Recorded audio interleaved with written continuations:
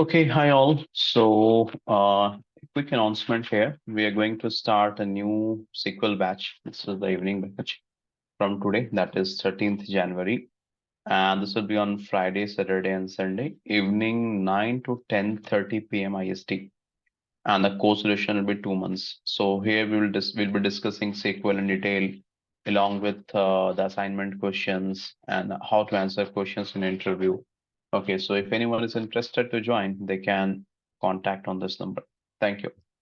Let's start with the topic. So in the previous तो पहले दो क्लासेस में हमने डिस्कस किया था कि हम टेबल कैसे बना सकते हैं, डेटा कैसे इंसर्ट करते हैं और फिल्टर कैसे लगाते हैं, राइट। और जिन लोगों ने शुरू के 3 क्लासेस नहीं देखे हैं, तो मैंने सेक्वल इन हिंदी डे 1, डे 2 और डे 3 ये 3 क्लासेस के रिकॉर्डिंग्स अपलोड हैं। तो आज हमारा डे 4 होगा। तो हम लोगों ने डे 1 में ये डिस्कस किया था कि टेबल कैसे क्रिएट करते हैं, डेटा कैसे इंसर्ट करते हैं। और डे 2 और डे 3 में हमने डिस्कस किया था कि हमें फिल्टर कैसे लगाते हैं, राइट। अगर डेटा में इस टेबल में किसी एक पार्टिकुलर रिकॉर्ड हमें चाहिए, तो वो हमें फिल्टर करके कैसे हम यूज कर सकते हैं। ओके, आज हम डिस्कस करेंगे नल के बारे में कि नल क्या होता है। नल एक बहुत ही इंपॉर्टेंट डेटा है, कीवर्ड है।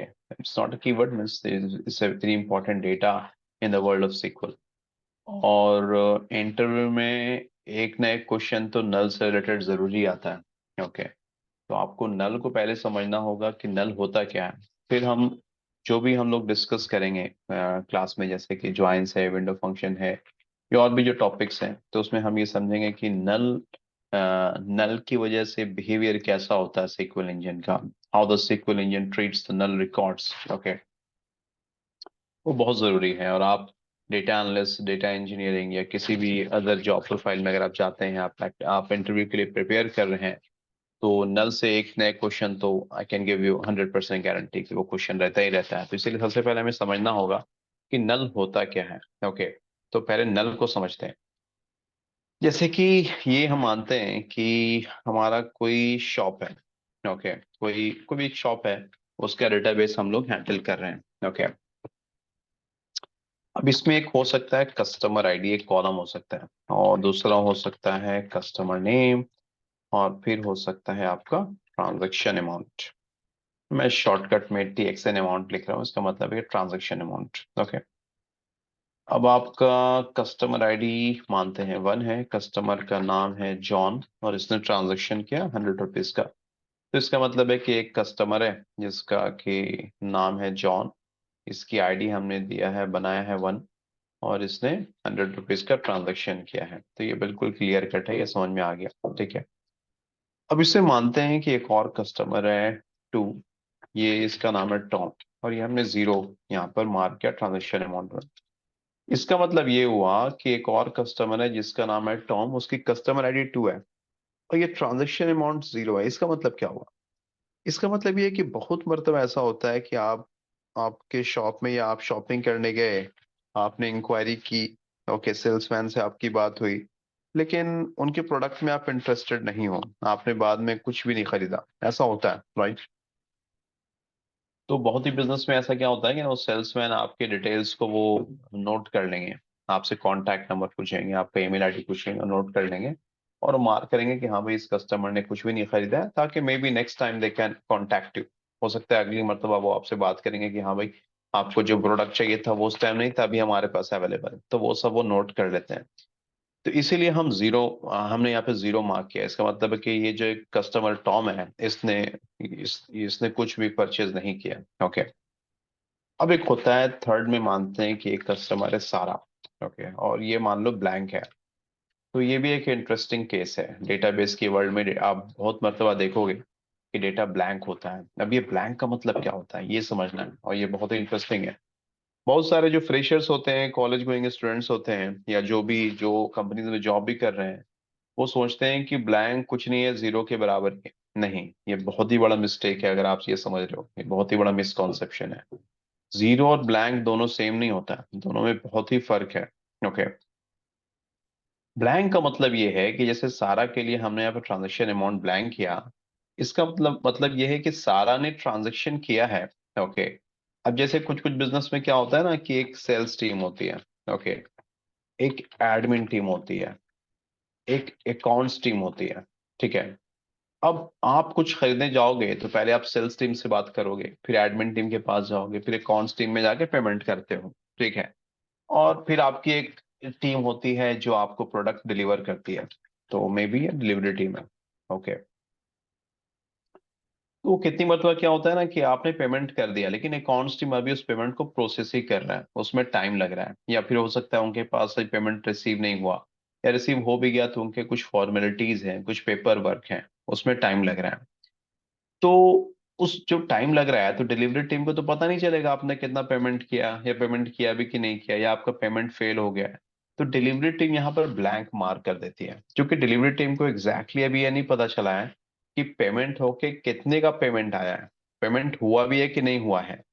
इसीलिए डिलीवरी टीम यहाँ पर क्या करेगी, ब्लैंक मार्क कर देगी। इसका मतलब ये हुआ कि delivery team is waiting for the exact transaction amount. Delivery team wait कर रही है कि इसका एग्जैक्ट ट्रांजैक्शन अमाउंट कितना था, उसे मालूम नहीं है डिलीवरी टीम को। राइट। तो इसीलिए वो यहाँ पर वेट कर रही है, तो उसे वो छोड़ देती है, ब्लैंक रखती है कि हाँ भाई मेरे को जब पता चलेगा कि सारा ने कितने का ट्रांजैक्शन किया तो मैं यहाँ पर बाद में उसे ऐड कर दूंगा। ओके। अब इसे अगर आप जीरो मार्क कर दोगे तो इसका मतलब बिल्कुल ही बदल जाएगा। इसका मतलब ये हो जाएगा कि आप कह रहे हो कि सारा ने कुछ भी ट्रांजैक्शन नहीं किया। वो भी हो सकता है, वो भी पॉसिबल है कि सारा ने पेमेंट किया, पेमेंट फेल हो गया, या फिर सारा का बाद में मन चेंज हो गया कि नहीं मेरे को नहीं खरीदना, दैट इज आल्सो पॉसिबल, लेकिन आपको एग्जैक्ट रीजन नहीं मालूम है। तो इसीलिए आप यहाँ पर जीरो मार्क नहीं कर सकते हो। तो ब्लैंक हम कब डालते हैं, जब हम वेट कर रहे हैं, हमें मालूम है सारा ने कुछ तो ट्रांजेक्शन किया है। ओके। और उसके जो ट्रांजेक्शन की जो वैल्यू है, यू आर वेटिंग, आप अभी वेट कर रहे हो कि जो आपको पता चलेगा तो आप यहाँ पर अपडेट करोगे। इसीलिए आप यहाँ पर जीरो नहीं ऐड कर सकते हो। अगर आप जीरो ऐड कर दोगे इसका मतलब है कि आप क्लियर कट कह रहे हो कि सारा ने कुछ भी ट्रांजेक्शन नहीं किया है, बट ऐसा नहीं है, सारा ने ट्रांजेक्शन किया है। ओके। तो इसीलिए जीरो और ब्लैंक दोनों सेम नहीं होते हैं। ये बहुत ही इंपॉर्टेंट पॉइंट है, और बहुत सारे स्टूडेंट्स यहाँ पर कंफ्यूज होते हैं। जीरो का मतलब है क्रिस्टल क्लियर, इसका मतलब हुआ कि टॉम ने भाई कुछ भी ट्रांजेक्शन नहीं किया है, कोई कंफ्यूजन नहीं। ये ब्लैंक का मतलब है कि सारा ने कुछ तो खरीदा है, लेकिन उसका वैल्यू क्या है, कितने का खरीदा है, वो हमें नहीं मालूम है। इसलिए दैट्स वाई हमने इसे ब्लैंक रखा। ओके। आपको समझ में आ गया ब्लैंक क्या है, जीरो क्या है, दोनों में क्या डिफरेंसेस हैं। तो जीरो ब्लैंक सेम नहीं होता। अब एक नया सिनेरियो लेते हैं, फोर। अब मान लो यहाँ पर एक बंदा है अब्दुल, और मैंने मार्क कर दिया नल। तो आप पूछोगे कि नल क्यों मार्क किया। ओके। और ये बहुत ही कॉमन सवाल होता है। और मैंने पहले ही कहा कि नल को समझना बहुत जरूरी है, और ये नल को आप कैपिटल में भी लिख सकते हो, स्मॉल में भी लिख सकते हो, दे बोथ आर सेम, ये मर्जी है आपकी। ओके। अब नल का मतलब समझते हैं। नल हम किस कंडीशंस में डालते हैं, नल होता क्या है। नल अगर आप मार्क करते हो, इसका मतलब कि आपको नहीं मालूम है कि अब्दुल ने ट्रांजैक्शन किया है भी कि नहीं किया है। अब्दुल अब्दुल दुकान में आए, उन्होंने कुछ इंक्वायरीज की हैं, but you are not sure कि अब्दुल ने ट्रांजैक्शन किया कि नहीं किया, आपको कुछ नहीं आइडिया। हो सकता है अब्दुल ने ट्रांजैक्शन किया होगा और वो ट्रांजैक्शन सक्सेसफुल रहा होगा, आपको कुछ देर के बाद पेमेंट की डिटेल्स आ जाएगी, हो सकता है, बट क्लियर कट इन्फॉर्मेशन नहीं है। हो सकता है अब्दुल ने कुछ ट्रांजैक्शन ही नहीं किया, वो चला गया। या हो सकता है अब्दुल ने पेमेंट किया और पेमेंट फेल हो गया। या हो सकता है अब्दुल ने पेमेंट किया और वो सक्सेसफुल रहा और आपको थोड़ी देर के बाद इंफॉर्मेशन आ जाएगा। तो जब आपके पास कोई भी क्लू नहीं है कि क्या हुआ, अब्दुल ने पेमेंट किया या नहीं किया, या पेमेंट फेल हो गया या सक्सेसफुल रहा, या क्या हुआ, तो उस केस में हम उसे नल मार्क करते हैं, यानी कि you don't have any idea कि हुआ क्या यहाँ पर। इसीलिए नल को हम बकेट ऑफ एजम्पशंस भी कहते हैं, क्योंकि आपको नहीं मालूम है यहाँ पर क्या हुआ एग्जैक्टली exactly। अब्दुल ने पेमेंट किया, अब्दुल ने पेमेंट नहीं किया, अब्दुल प्रोडक्ट में इंटरेस्टेड है या अब्दुल प्रोडक्ट में इंटरेस्टेड नहीं है, आपको कुछ भी आइडिया नहीं है। तो इसीलिए इसे कहते हैं बकेट ऑफ एजम्पशन। इसका मतलब आपसे अगर कोई पूछता है कि यहाँ पर नल क्यों डाल दिए, तो बस आप एज्यूम करते हो कि हो सकता है ऐसा हुआ हो सकता है वैसा हुआ हो, ये हुआ हो, वो हुआ हो, दैट इज वाई नल को हम बकेट ऑफ एजम्पशंस भी कहते हैं। अब आपको यहाँ पर कंफ्यूजन हो रहा होगा कि फिर ब्लैंक में भी तो आपने यही कहा था। नहीं, ब्लैंक में मुझे मालूम था कि सारा ने कुछ ना कुछ पेमेंट किया है, सारा ने प्रोडक्ट खरीदा है। मैं यहाँ पर वेट कर रहा हूँ कि इसका एग्जैक्ट वैल्यू क्या है, कितने का वो सामान खरीदा उसने। तो I am waiting for some number here, that is why this is blank. इसीलिए वो ब्लैंक है, क्योंकि मैं वेट कर रहा हूँ कि मेरे को अकाउंट्स टीम पेमेंट सेटल करके मेरे को बताएगा कि कितने का पेमेंट सारा ने किया है। यहाँ पर एक चीज तो बिल्कुल क्लियर है कि सारा ने पेमेंट किया है, लेकिन यहाँ पर कुछ भी क्लियर नहीं है। बहुत ही कंफ्यूजन है कि भाई अब्दुल ने पेमेंट किया नहीं किया, कितने का किया, पेमेंट फेल हुआ पास हुआ, कुछ भी आइडिया नहीं है। तो उस केस में हम नल मार्क करते हैं। और ये तीनों बिल्कुल वैलिड बिजनेस सिनारियोज हैं, हमारे आम दिनों में रोजमर्रा की जिंदगी में ये होता है। तो आपको समझ में आ गया जीरो क्या है, ब्लैंक क्या है, नल क्या है। तो ये बहुत ही कॉमन इंटरव्यू क्वेश्चन है जो कि पूछा जाता है, difference between zero, blank and null. Okay. और आपको अगर इंटरव्यूअर पूछते हैं तो मे बी अगर आप ऐसे एक्सप्लेन करके बता दोगे तो आपका बहुत ही अच्छा रेपुटेशन बनेगा, तो इंटरव्यूअर समझेंगे कि ओके बंदे को इंटरनली चीजें आती हैं। ठीक है। तो ये था आपका नल। अब इसको समझते हैं, थोड़ा थोड़ा डिटेल समझते हैं डेटाबेस के परस्पेक्टिव से। ओके। अब मैं क्या करूंगा, यहाँ पर मैं एक टेबल बनाता हूँ और इसमें मैं मान लो कि यहाँ पर इसको ना नल डाल देता हूँ। ओके, नल का बहुत ही सिंपल है, सिर्फ NU आपको लिख देना है। हाँ, एक खास ख्याल रखना है, इसको इन्वर्टेड कोर्स में मत डालना भूल से भी। जैसे यहाँ पर चार्जर को देखो मैंने इन्वर्टेड कोर्स में डाला, तो इधर अगर आप नल को इन्वर्टेड कोर्स में डालोगे तो एक कहानी गड़बड़ हो जाएगी, फिर वो डेटा बन जाएगा, फिर वो नल नहीं रहेगा। इसीलिए अगर आपको नल डालना है तो सिंपली NU लिख देना है।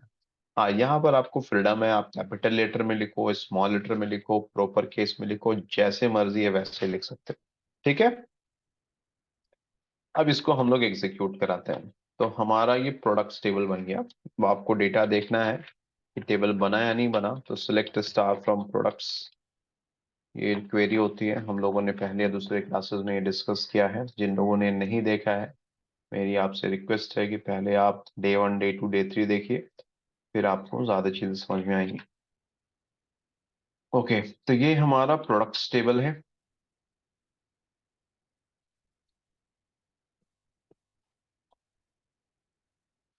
ये हमारा प्रोडक्ट्स टेबल है। ठीक है, और ये नल है, ये हाइफन आ रहा है।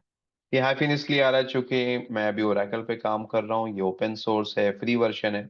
अगर आप लाइसेंस्ड वर्जन ऑफ ओरेकल या सिक्वल सर्वर या पोस्टग्रेस किसी भी डेटाबेस पे काम करोगे ना, तो ये नल लिखा हुआ आएगा।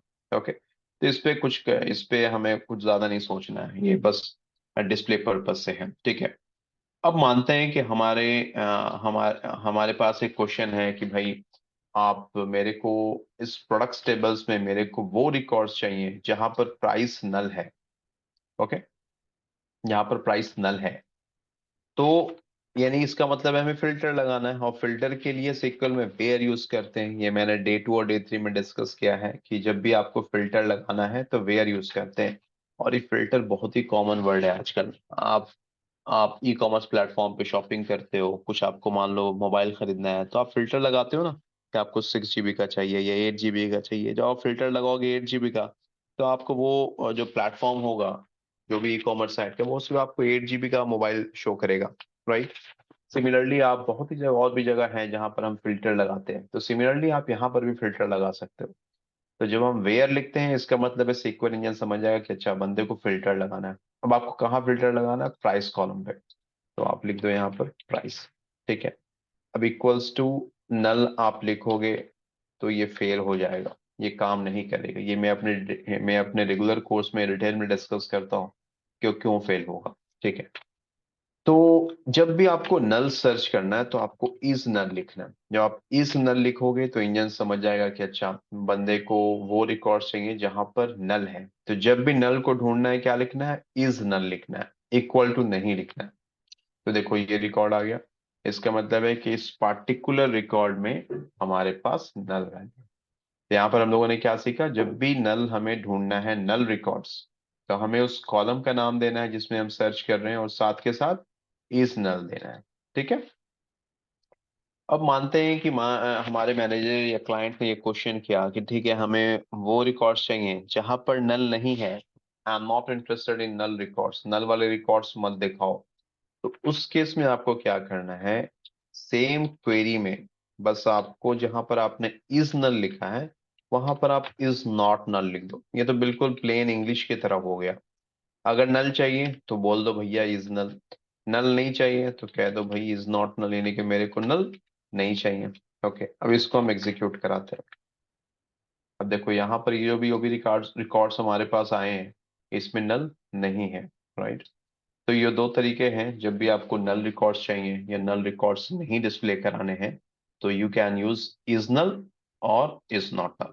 ठीक है, तो आज के क्लास हम यहीं पर स्टॉप करेंगे। तो आज हमने क्या डिस्कस किया कि जीरो क्या होता है, ब्लैंक क्या होता है, नल क्या होता है और इनके बीच में क्या डिफरेंसेस हैं।